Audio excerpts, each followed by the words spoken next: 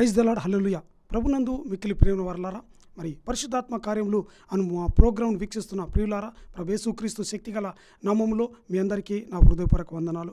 మరి గడిచిన వారంలో ఆత్మవరాలు అంటే ఏంటి, ఆత్మవరాలు ఎన్ని రకాలుగా ఉంటున్నాయి, ఆత్మవరాలు అవి ఎందుకు ఇవ్వబడుతున్నాయి, ఆత్మవరాలు ఎవరికి అవి సొంతమవుతాయి, మరి అలాగే పరిశుద్ధాత్మదేవుడు ఆత్మవరాలకి ఎవరెవరికి ఇస్తాడు, ఎలాంటి పరిస్థితుల్లో ఇస్తాడో తెలుసుకున్నాం. అలాగే ఈ ఆత్మవరం గురించిన అంటే ప్రజెంట్ సినారియో, మరి సొసైటీలో మరి ఆత్మవరం గురించిన అపోహలు కావచ్చు, సమస్యలు కావచ్చు, మరి రకరకాలైన ఆత్మవరంలో గురించిన విషయాలు మనం గడిచిన వారంలో తెలుసుకున్నాం.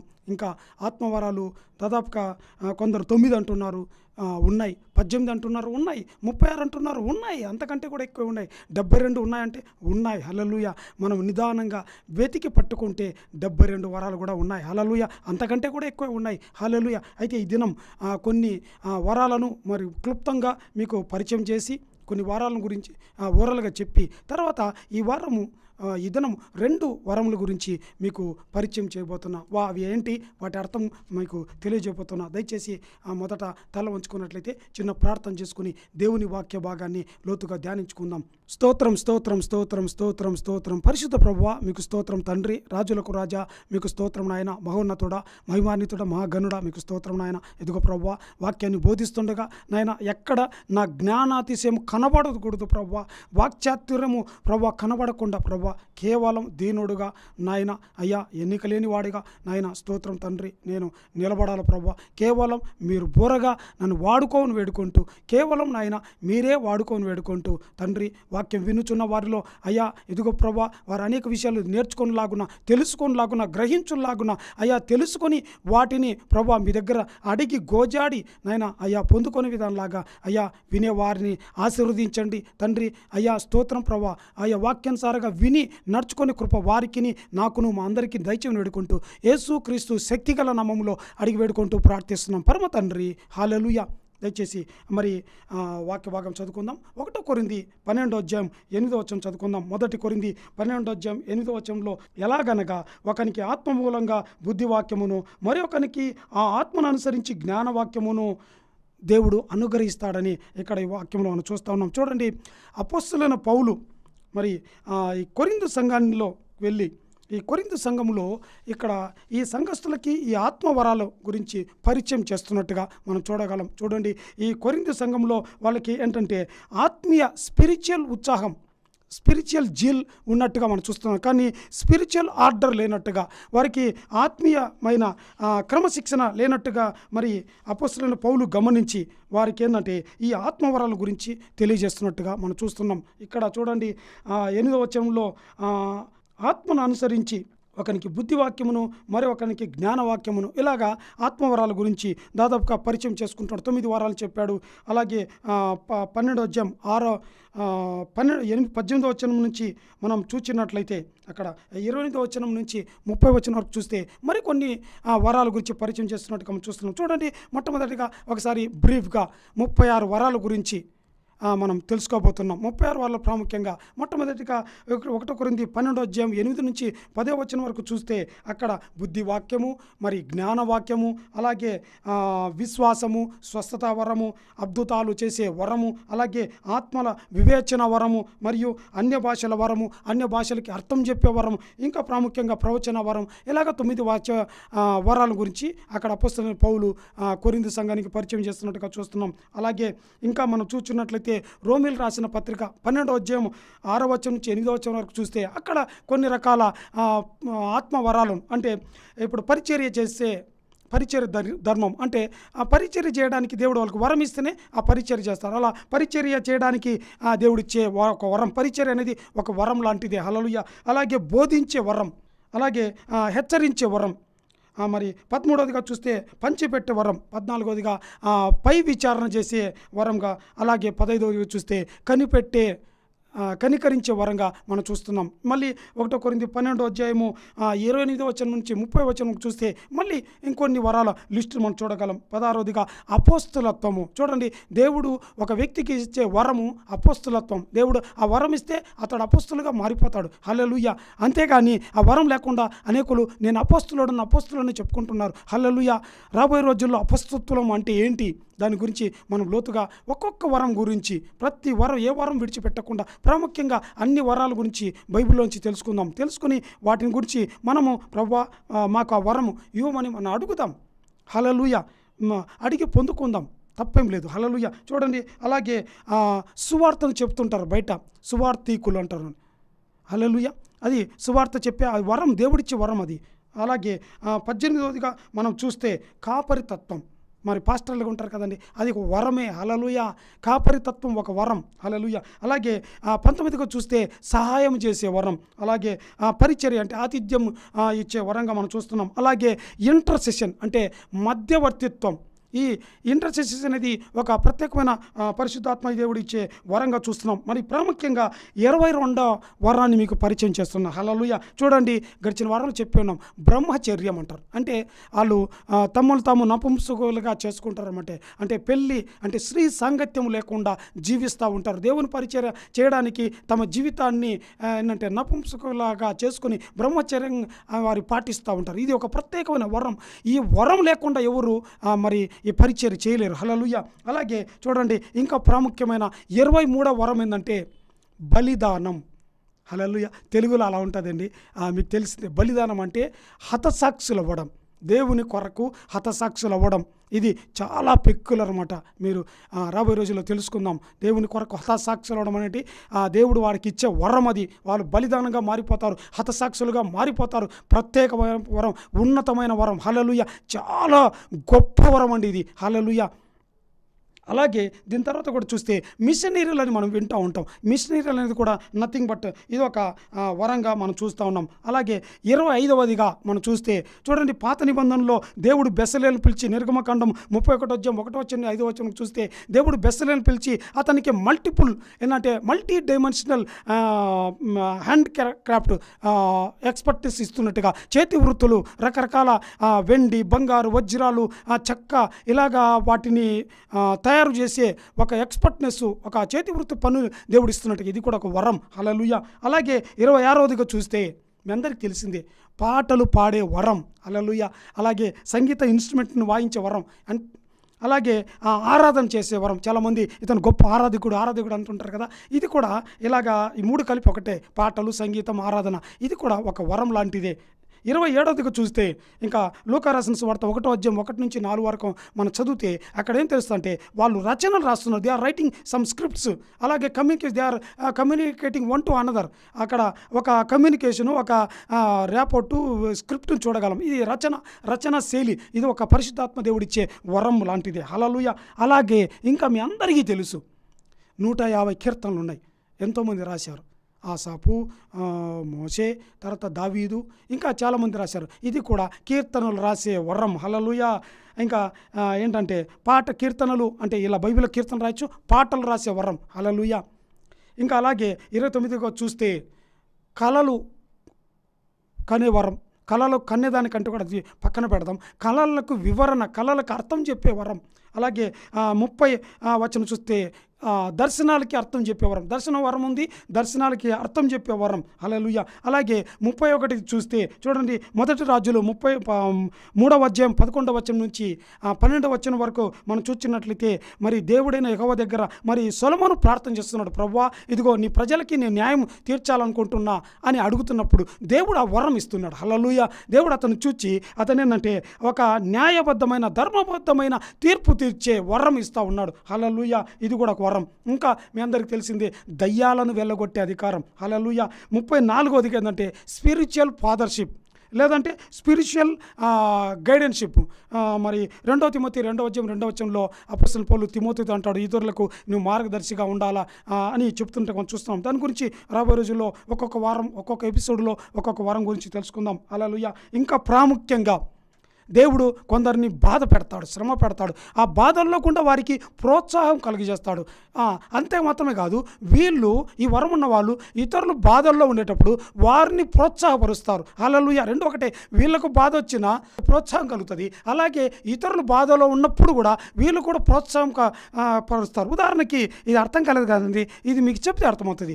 పౌలు శీలలను అంటే బెత్తములతో కొట్టి, వీపు విమానముతో కొట్టి మరి జైల్లో వేసినప్పుడు వీరు బాధపడుతూ ప్రోత్సాహం పొందుతున్నారు. హల్లెలూయా. అంత మాత్రమే కాదు, అక్కడ శిక్షల మరి జైల్లో ఉన్నటువంటి ఖైదీలందరూ కూడా బాధల్లో ఉంటుండగా వారు కూడా వీరిని బట్టి ప్రోత్సాహం పొందుతున్నారు. ఇది పెక్యులర్ ఒక వరం. అలాగే చూస్తే మత్తయి రాసిన సువార్త 5వ అధ్యాయం 9వ వచనంలో ఇక్కడ ప్రాముఖ్యంగా 35వ వచనంలో శాంతిని నెలకొల్పడం, శాంతిని అనుగ్రహించే ఈ వరంగా మనం చూస్తున్నాం. అలాగే 36వదిగా చూస్తే ఆదికాండం 41వ అధ్యాయం 39 నుంచి 40వ వచనం వరకు చూస్తే మరి ఫరో రాజు మరి యోసేపును పిలిచి, ఇదిగో నా రాజ్యం అంతటిలో నువ్వు పై అధికారిగా ఉండి అన్నిటినీ కూడా నువ్వు యు ఆర్ టేకింగ్ దిస్ స్టెవర్డ్షిప్, ఈ మేనేజ్మెంట్ తీసుకొని చెప్తున్నాడు. దానికంటే ముందుగా ఈ వరం ఉన్న యోసేపు పోతీఫర్ ఇంట్లో కూడా అలాంటి స్టెవర్డ్షిప్ చేసినట్టుగా మనం చూస్తున్నాం. ఇది కూడా ఒక ప్రత్యేకమైన వరంగా చూస్తున్నాం. ఇంకా ప్రాముఖ్యంగా చూడండి, ఇప్పటి వరకు 36 తెలుసుకున్నాం, 72 ఉన్నాయన్న కదా.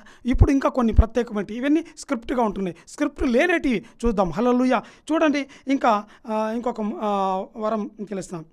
మీ అందరికీ తెలిసింది అన్న ఈ వరాలా అంటే, అవును నిజంగా వరాలే. వరాలు కాకపోతే ఏంటి? హల్లెలూయా. చూడండి, నీటిపైన నడిచే వరం. హల్లెలూయా. ప్రభువైన యేసుక్రీస్తు వారు నడిచారు కదా. అన్న నేను ఒప్పుకోను అంటే మరి సరే, ప్రభువైన యేసుక్రీస్తు వారిని పక్కన పెడితే మరి పేతురుకు వచ్చింది కదా వరం, పేతురుకు కూడా ఆపరేట్ అయింది కదా. హల్లెలూయా.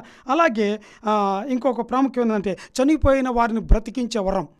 అపోస్తలుడైన పౌలుకు వరం ఉంది, పేతురుకు వరం ఉంది. హల్లెలూయా. ప్రభువైన యేసుక్రీస్తు వారు మరి ముగ్గురిని బ్రతికించినట్టుగా మనం చూస్తున్నాం. అలాగే మనం చూసినట్లయితే ఇంకా ప్రభువైన యేసుక్రీస్తు వారికి వరం ఉన్నట్టుగా మనం చూస్తున్నాం. ఒక చోట ఉండి మరొక చోట్ల ఇక్కడ డిసప్పేర్ అయిపోయి ఇంకో చోట ప్రత్యేక చోట్ల కనబడడం. శిష్యులతో మీరు వెళ్ళండి, అద్దరికి వెళ్ళండి, నేను వస్తాను చెప్పారు.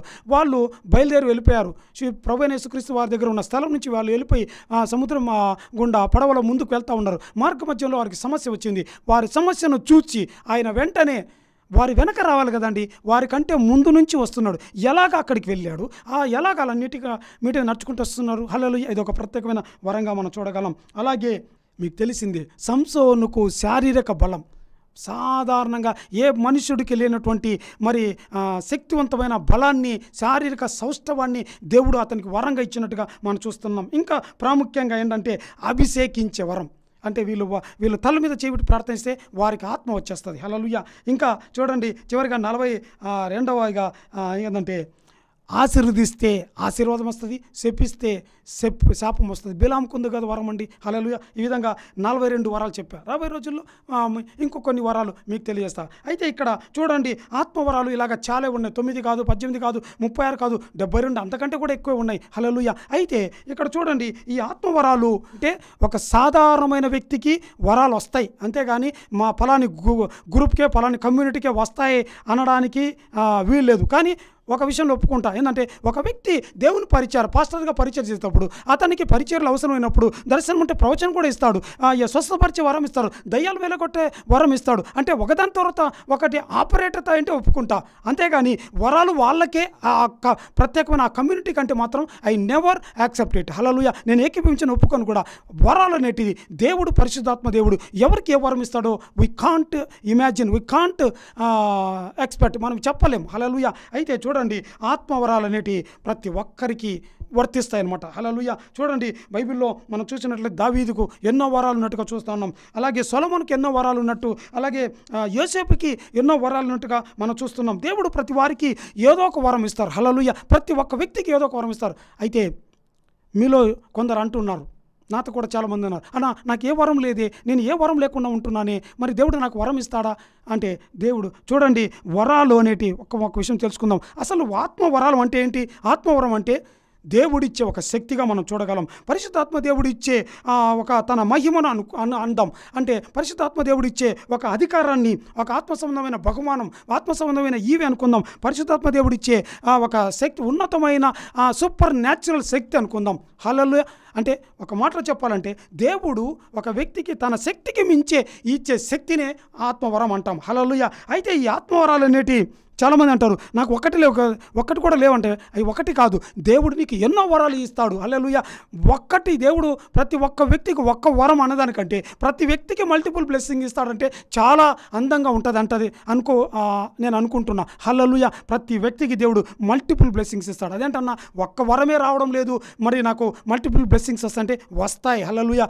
నీకు ఆల్రెడీ నీకు ఆత్మవరం ఉంటాయి, నువ్వు గ్రహించకపోయి ఉండవచ్చు. హల్లెలూయా. చూడండి ఇక్కడ మనము ఈ వరాలంటే ఎప్పుడు నీకు ఆపరేట్ అవుతాయంటే నువ్వు దేవుని పని చేయడానికి నువ్వు సిద్ధపడినప్పుడు, దేవుని పనిలో నిమగ్నమైనప్పుడు, దేవుని పని నువ్వు చేస్తున్నప్పుడు, దేవునితో కూడా నడిచేటప్పుడు, దేవుని ఆ సిలువను ఎత్తుకొని నా దగ్గరకు వచ్చి నా సిలువ మోయడంటుండే కదా, అలా దేవుని సిలువను ఎత్తుకునేటప్పుడు వరాలన్నీ ఒకటి కాదు ఎన్నో నీకు ఎన్ని కావాలో దేవుడు అన్నీ ఇచ్చి, అంటే తన పని నిమిత్తం అన్నీ ఇచ్చి వాడుకోవడం ప్రారంభిస్తాడు. అయితే ఇక్కడ ఆత్మవరాలంటే ఎన్ని ఉన్నాయో తెలుసుకున్నాం. ప్రాముఖ్యంగా 1 కొరింథీ 12:8 ఇక్కడ ఆ మాట 2 వచనాలు ఉన్నాయి, 2 ఆత్మవరాలు ఉన్నాయి. ఏంటంట, ఒకనికి ఆత్మ మూలంగాను బుద్ధివాక్యమును, మరి ఒకనికి ఆత్మ మూలంగా జ్ఞానవాక్యమును, the word of wisdom, the word of knowledge అని. చూడండి ఈ వరాలు ఏంటి, అసలు ఈ వరాలు అంటే ఏంటి, దీని అర్థం ఏంటి, ఇవి ఎలా పనిచేస్తాయి, ఎవరికి వస్తాయి, ఇంకా ఎవరెవరు కలిగి ఉంటారు, దీని ఉద్దేశం ఏంటి, ఇవి తెలుసుకోబోతున్నాం. హల్లెలూయా. చూడండి, బుద్ధి వాక్యము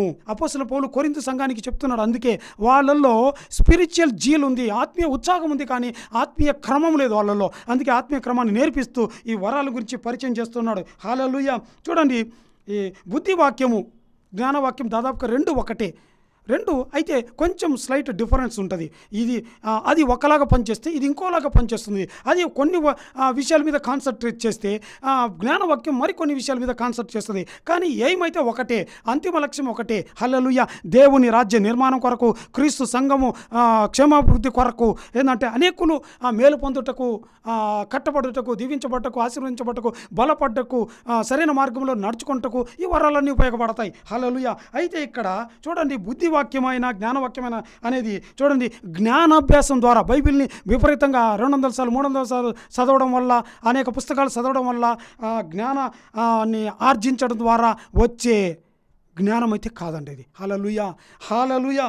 హల్లెలూయా. చూడండి, జ్ఞానవాక్యం అనేది దేవుడు ఒక వ్యక్తికి ఇచ్చే జ్ఞానం. అంటే మనుషుల ఆ జ్ఞానానికి మించింది, అసాధారణమైన జ్ఞానం, మనుషులకు అంతుపట్టని జ్ఞానం లాంటిది. హల్లెలూయా. బుద్ధివాక్యం అంటే ఒక దైవ ప్రత్యక్షతగా మనం చూడవచ్చు, సూపర్ న్యాచురల్ రెవల్యూషన్గా మనం చూడగలం. అంటే ఈ బుద్ధివాక్యం అనేది కొన్ని రకాల క్లిష్ట పరిస్థితులు వస్తాయండి, కొన్ని నిర్దిష్టమైన పరిస్థితుల్లో, కొన్ని ఆపదల్లో, కొన్ని ఇబ్బందుల్లో దేవుడు ఏం చేస్తాడంటే అలాంటి పరిస్థితుల్లో మనం ఎలా నడుచుకోవాలా, ఎలా దిశానిర్దేశం, డివైన్ డైరెక్షన్, డివైన్ అండర్స్టాండింగ్, అలాగే డివైన్ ఇన్సైట్, దేవుడు ఒక అంతర్దృష్టిని చూపించడం, ఎలా నడుచుకోవాలో, ఎలా వెళ్ళాలో, ఎలా ఆలోచన చేయాలో దేవుడిచ్చే ఒక ప్రణాళిక, దేవుడు ఒక చిత్తాన్ని దేవుడు అక్కడ బుద్ధివాక్యం ద్వారా వారికి ఒక అవగాహన, ఒక దేవుడి ప్రణాళికను, దేవుడు ఒక దైవ వ్యూహాన్ని దేవుడు తెలియజేస్తాడనమాట. హల్లెలూయా. హల్లెలూయా. అంటే ఈ వరం యొక్క ప్రత్యేకత ఏంటి, పర్పస్ ఏంటంటే, ఈ వరము ఏంటంటే సమస్యల్లో ఉన్నప్పుడు, సంఘము కావచ్చు, వ్యక్తి కావచ్చు, దేశం కావచ్చు, గుంపు కావచ్చు, ఎవరైనా సరే సమస్యల్లో ఉన్నప్పుడు వారి సమస్యలను పరిష్కరించడానికి, ఒక క్లారిటీ ఇవ్వడానికి, అండర్స్టాండింగ్ ఇవ్వడానికి, డైరెక్షన్ ఇవ్వడానికి, ఏంటంటే డెసిషన్ మేకింగ్ తీసుకోవడానికి ఈ వరం ఉపయోగపడుతుందండి. హల్లెలూయా. అంతేగాని వాక్యాన్ని బోధించేది కాదు. హల్లెలూయా. చూడండి, ఉదాహరణకి ఒక 3 ఉదాహరణ తీసుకుందాం. మొదటి రాజులు 3వ అధ్యాయం 16వ వచనం నుంచి 28వ వచనం వరకు చూస్తే, ఇక్కడ సొలొమోను దగ్గరికి 2 పాపాత్మురాలు స్త్రీలు, ఒకే కాలంలో 2 బిడ్డలు కన్నప్పుడు ఒక స్త్రీ తన బిడ్డను చంపుకొని ఇంకొక బిడ్డను దొంగలించి ఎత్తుకున్నప్పుడు ఆ స్త్రీ గమనించి ఈ సమస్య వారి కుటుంబం నుంచి దాటి ఉంది, కుటుంబంలో ఎవరు పరిష్కరించలేకపోయారు, వాళ్ళ గ్రామంలో పరిష్కరించకపోయారు, వాళ్ళ ప్రాంతంలో, వాళ్ళ డిస్టిక్లో, వాళ్ళ మొత్తం స్టేట్లో అందరూ ఎవరు పరిష్కరించలేకపోతే చివరికి రాజైన సొలొమోను దగ్గరకు వచ్చినప్పుడు అప్పుడు సొలొమోను ఈ సమస్యను పరిష్కరించుకున్నట్టుగా మనం చూస్తున్నాం. మొదటి రాజులు 3వ అధ్యాయం 28వ వచనంలో చూస్తే అక్కడ ఇశ్రాయేల్ అందరూ కూడా ఈ సొలొమోను యొక్క దైవ జ్ఞానాన్ని చూచి వాళ్ళందరూ మరి ఆశ్చర్యపోతున్నట్టుగా మనం చూస్తూ ఉన్నాం. 28వ వచనంలో, అంతటా ఇశ్రాయేల్ అందరూ రాజు తీర్చిన తీర్పును గూర్చి విని న్యాయము విచారించుట యందు రాజు దైవ జ్ఞానము నొందినవాడని గ్రహించి అతనికి భయపడిరి. హల్లెలూయా. చూడండి, ఇక్కడ క్లిష్టమైన పరిస్థితి ఉంది. అయితే ఇక్కడ ఇక్కడ ఒక డైరెక్షన్ని, ఒక క్లారిటీని, ఒక అవగాహనని, ఒక డెసిషన్ మేకింగ్ని దేవుడు ఏంటంటే అతని జ్ఞానము, బుద్ధి, కుశలతను మనం చూడగలం. హల్లెలూయా. ఒక కత్తి తీసుకురండి, బిడ్డను 2 ముక్కలకి చేసి ఇద్దరికి అంటే అప్పుడు నిజమైన తల్లి అంటుంది, నా బిడ్డ నాకు ఇవ్వకపోయినా పర్వాలేదు, అతనికి ఆమెకే ఇచ్చేయండి అని, ఆ బిడ్డ క్షేమంగా ఉంటే చాలని అంటున్నప్పుడు అప్పుడు మరి ఆమె అపోన్నట్టు, ఆమె అపవాది లేదు ఆ బిడ్డను 2 ముక్కలు చేసి చంపాల్సిందే, నాకు దక్కకూడదు, తనకు దక్కకూడదు అన్నప్పుడు ఆ ఇద్దరి వ్యక్తుల స్త్రీల బుద్ధిని చూచి అందరూ నిజమే ఈ జ్ఞానము అనే సొలొమోను జ్ఞానాన్ని, బుద్ధి కుశలతను అక్కడ గమనించినట్టుగా చూస్తూ ఉన్నాం. హల్లెలూయా, హల్లెలూయా. చూడండి, ఇది ఏ పుస్తకాల్లో చదివితే వచ్చేది కాదు, దేవుడిచ్చే సూపర్ న్యాచురల్ ఒక గ్రహింపు అనుకుందాం. యోహాను రాసిన సువార్త 8:11 వచనంలో మనం చూసినట్లయితే శాస్త్రులు, పరిసయ్యులు, సద్దుకయ్యులు ఏం చేస్తున్నారంటే ఒక స్త్రీని, పాపంలో పట్టబడిన స్త్రీని తీసుకొచ్చి యేసును శోధించడానికి తీసుకొచ్చినట్టుగా మనం చూస్తూ ఉన్నాం. హల్లెలూయా, హల్లెలూయా. అయితే అక్కడ ప్రభువైన యేసుక్రీస్తు వారు తో ఈ శాస్త్రులు, పరిసయ్యులు, సద్దుకయ్యులు మాట్లాడుతున్నారు. ఇదిగో ఈ స్త్రీ పాపంలో పట్టబడింది కదా, ఈ స్త్రీ పాపంలో పట్టబడింది కదా, అయితే ఈమెను మోషే ధర్మశాస్త్రం ప్రకారం రాళ్లతో కొట్టడం కరెక్టే కదా, అయితే నీవు ఏమి చెబుతావని ఆడ అడుగుతున్నప్పుడు ప్రభువైన యేసుక్రీస్తు వారు మాటికి ఆయనని ప్రశ్నిస్తున్నప్పటికీ ఆయన మౌనంగా ఉండి నేల మీద ఏదో వ్రాత రాస్తున్నట్టుగా, అయినప్పటికీ వారు ఇంకా ఎక్కువగా బలవంతం చేసినప్పుడు అప్పుడు ప్రభువైన యేసుక్రీస్తు అంటారు, మీలో ఏ పాపం లేనివాడు మొదట ఆమె మీద రాయి వేయండి అన్నప్పుడు అందరూ కూడా చూడండి, అక్కడ వాక్యములో కింద ఫుట్నోట్ రాయబడి ఉంటుంది. ఏంటంట, యేసయ్య బుద్ధి కుశలతను చూచి, బుద్ధి వాక్యాన్ని చూచి వారి అంతరంగంలో మనస్సాక్షి గద్దించబడిన వారందరూ వెనుదిరిగిపోయినట్టుగా చూస్తున్నాం. అక్కడ ప్రభువైన యేసుక్రీస్తు వారు ఏ వాక్యాన్ని బోధించలేదు, ఏమి చేయలేదు, కేవలం బుద్ధి కుశలతను ఉపయోగించాడు. మీలో పాపం చేయని వారు ఎవరైనా ఉంటే మొదట రాయి వేయండి అన్నారు. హల్లెలూయా, హల్లెలూయా. అలాగే మూడవది చూస్తే అపోస్తల కార్యములు 27:10 వచనంలో చూస్తే పౌలును మరి ఇటలీకి బందీగా తీసుకెళ్తున్నారు. ఏంటంట, కైసరు ఎదుట హాజరుపరచడానికి. అయితే వారు వెళ్తున్న ప్రయాణంలో సముద్రం గుండా వెళ్తున్నప్పుడు రకరకాల దీవుల గుండా మరి హాల్ట్ తీసుకుంటూ విశ్రాంతి తీసుకుంటూ వెళ్తున్నప్పుడు ఒక దీవులకు వచ్చినప్పుడు అపోస్తలుడైన పౌలు ఇదిగో ఇంకా కొంతకాలం ఇక్కడ ఆగుదాం, ఇప్పుడు వెళ్ళడం మంచిది కాదని ఒక రాబోయే విపత్తును, భవిష్యత్తును మార్గదర్శకంగా చెబుతున్నట్టుగా, డైరెక్షన్ చేస్తున్నట్టుగా మనం చూస్తున్నాం. అయితే అక్కడున్న ఆ శతాధిపతి ఒప్పుకోకుండా లేదు మనం వెళ్ళాల్సిందని మరి బలవంతంగా వాళ్ళు ప్రయాణం చేస్తున్నప్పుడు తర్వాత తెలిసింది, అపోస్తలుడైన పౌలు మాట వినకుండా, అతను డైరెక్షన్ వినకుండా వెళ్ళినప్పుడు అప్పుడు కానీ తెలిసింది. హల్లెలూయా, హల్లెలూయా. 14 రోజులు ఆహారం లేక అల్లాడిపోయారు, సూర్యుని చూడక, నక్షత్రాలు చూడక మరి ఆ గాఢంధకారంలో వారు సంచరించవలసి వచ్చింది. హల్లెలూయా, హల్లెలూయా. చూడండి, ఇలాగా బుద్ధి కుశలత అనేది ఏంటంటే ఒక భవిష్యత్తుని మార్గదర్శకత్వంగా చూపిస్తుంది. చూడండి, ఇక్కడ బుద్ధి వాక్యాన్ని తర్వాత అలాగా జ్ఞానవాక్యానికి తేడా ఏంటంటే బుద్ధి వాక్యము కేవలము ఫ్యూచర్ని గురించి ఫోకస్ చేస్తుంది. అయితే జ్ఞానవాక్యం అనేది ఏంటంటే దాదాపుగా పాస్ట్ని, అంటే గత కాలాన్ని, ప్రస్తుత కాలాన్ని మీద ఫోకస్ చేస్తుంటుంది. ఇదే ఈ రెండింటికి తేడా. కానీ రెండు మరి ఆపోజిట్ డైరెక్షన్లో పనిచేస్తుంటాయి, కానీ అంతిమ లక్ష్యం అయితే ఒకటి. హల్లెలూయా. అయితే ఇప్పుడు జ్ఞానవాక్యం అంటే ఏంటి తెలుసుకుందాం. హల్లెలూయా. అంటే ద వర్డ్ ఆఫ్ నాలెడ్జ్. జ్ఞానవాక్యం అంటే ఏంటి అంటే జ్ఞానవాక్యం, జ్ఞానయుక్తమైన వాక్యం అంటే మాటలు, జ్ఞానయుక్తమైన మాటల ఓకే అలాగే అనుకుందాం.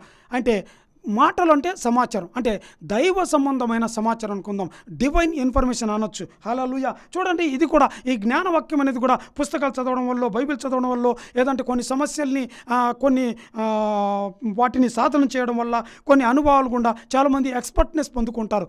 అలా పొందుకున్న ఆ ఎక్స్పర్ట్నెస్ని, జ్ఞానాన్ని అంత కలిపి జ్ఞానము అంటారు. హల్లెలూయా. దానంతా కూడా జ్ఞానం అంటారు, కానీ జ్ఞానవాక్యం అన్నారు, వర్డ్ ఆఫ్ నాలెడ్జ్ అన్నారు. హల్లెలూయా. చూడండి, 119 కీర్తన 18 వచనంలో మనం చూసినట్లయితే అక్కడ కీర్తనకాడు ఏమంటాడు, 119వ కీర్తన 18 వచనంలో చూసినట్లయితే, నేను నీ ధర్మశాస్త్రం నందు ఆశ్చర్యమైన సంగతులు చూచినట్లు నా కళ్ళు తెరుము. హల్లెలూయా. నీకు 5 పెనిమిట్లుండిరి ఇది వరకు, ఇప్పుడైతే ఉండే వ్యక్తిని పెనిమిటి కాడని చెప్పినప్పుడు ఈ విషయము ఆమె భర్తలకు కూడా తెలియదు. హల్లెలూయా, హల్లెలూయా.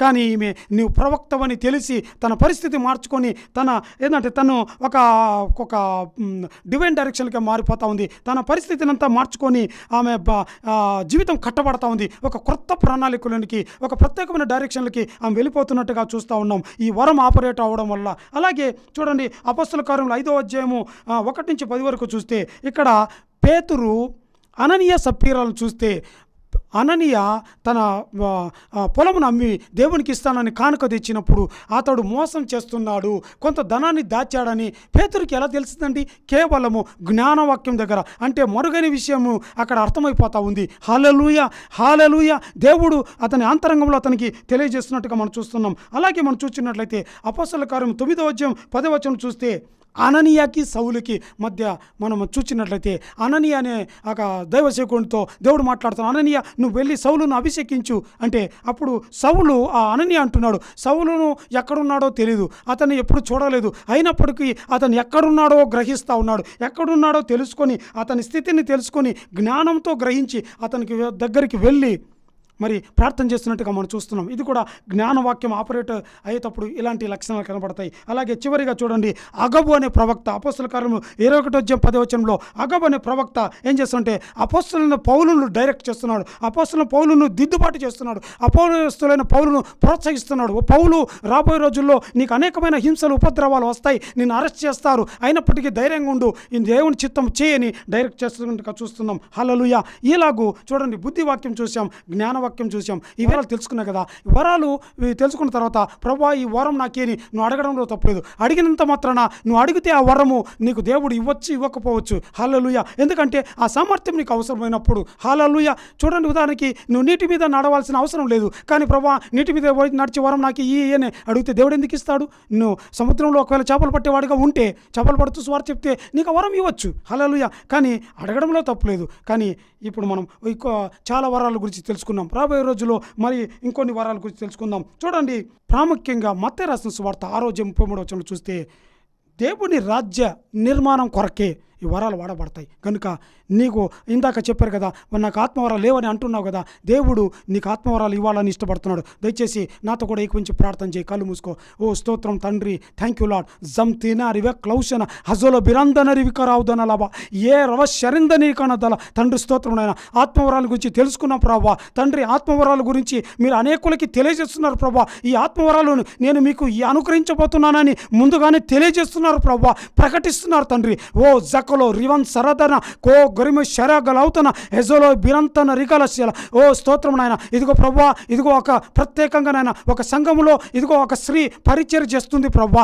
ఇదిగో జమో తిరాగలస్యల. ఓ దేవ శరలబా. ఇదిగో ఆ స్త్రీకి నాయన ఇదిగో ప్రభా, ఇదిగో నాయన సీమ ఆ సంఘం ఎప్పుడు సమస్యలతో కూడా ఉంటుంది ప్రభా. అయితే ఇదిగో ఆ నాయన ఆ సేవకురాలికి ప్రభా, ఇదిగో ఈ జ్ఞానం నాయన విజ్డమ్ ఆఫ్ నాలెడ్జ్ని ఇదిగో మీరు అనుగ్రహించబోతున్నారు. జకలో ఆమె పరిచర్యను చూచి ఆమె నమ్మకత్వాన్ని చూచి ఇదిగో క్రొత్త వరాన్ని ఆమె అనుగ్రహించబోతున్నారు. జలో క్రియాసన ధర ఈ వరము తర్వాత ఇదిగో నాయన వరం పొందబడిన తర్వాత ఇదిగో వారి మందిరము ఇదిగో నాయన ఉన్నతంగా ఎత్తబడుతున్న వాళ్ళు చూడగలగబోతున్నారు తండ్రి.